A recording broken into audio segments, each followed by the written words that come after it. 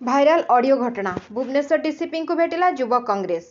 गत 29/3/2024 ओडिशा प्रदेश युवा कांग्रेस तरफ कांग्रेस भवन ठारे सांबादिक सम्मेलन करे एक ऑडियो जारी करी राज्य प्रशासन को यार तदंत पई दाबी जणाइथिला।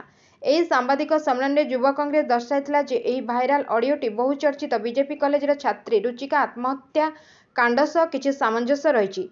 सबुठारु गुरुत्वपूर्ण कथा एही कि ऑडियो रे कथा हेउथिबा व्यक्ति जनक भुवनेश्वर जड़े विधायक बोली स्पष्ट जना पड़ुछि। कारण कथा हेउथिबा महिला जनक ताकु विधायक बोली संबोधन करुछंती।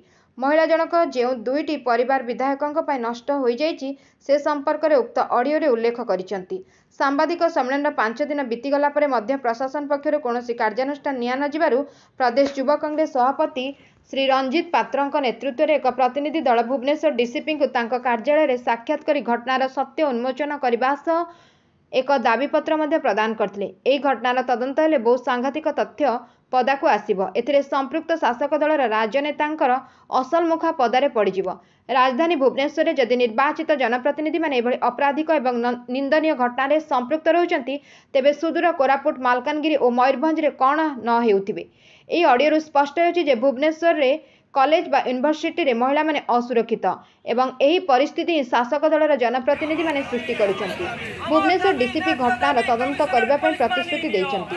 आजिर एही प्रतिनिधि दल रे राज्य युवा कांग्रेस साधारण संपादक सुदीप सामल, भुवनेश्वर जिला युवा कांग्रेस सभापति मोहम्मद गुलफाम, स्वागत कर, अमरेश परिड़ा, मोहम्मद परभेज, बिरंची बारिक, उदित प्रधान, निहार बेहरा प्रमुख उपस्थित थे। भाइराल ऑडियो प्रसंग आगु युवा कांग्रेस प्रेस मीट करता आज डीसी को दाबी पत्र नहीं देखो 5-7 दिन तले गोटे युवा कांग्रेस पक्षर गोटे प्रेस मीट होता गोटे भाइराल ऑडियो सन्देह करुचु आम रुचिका महांती जो निरीह झीटीर जीवन जाइए तार तदंत एपर्यंत कौन है कि जना पड़ा नहीं। ये वीडियो रे जना पड़ुची गोटे स्थानीय विधायक भुवनेश्वर आम जापरचु एवं आज आसलु डीसीपी की 7 दिन भितर किसी आम निर्देश पाइलु ना।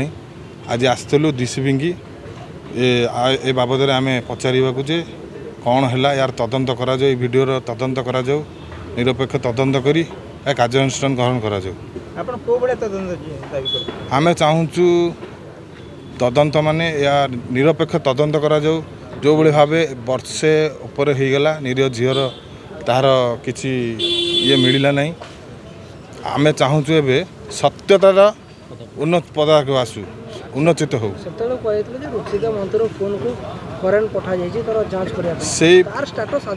आज पर्यंत जना पड़ा नहीं। से रिपोर्ट को दाबी दि जाए एपर्यंत डीसीपी कौन कर डीसीपी देइथिले जो सिंगापुर पठा जाइतिला तार तदंतर कौन है तार एपर्यंत आम जानी पारनी। ताको आम डीसीपी के आज अनुरोध करने आसलु पचारे आसलु जे कौन हो युवा कांग्रेस तरफ पचारे आसलु एवं से ऑडियो माध्यम ऑडियोटी कहार निरपेक्ष तदंत करी दृढ़ कार्यानुष्ठान ग्रहण करा। डीसीपी की आम देलु दाबीपत्र से कहले जे तदंत करी आमको निश्चित भाव में 2-3 दिन भितर जनइबे। न जनइले युवा कांग्रेस आगामी दिन में इलेक्शन आसुची। Bureau report Ekamra news agency.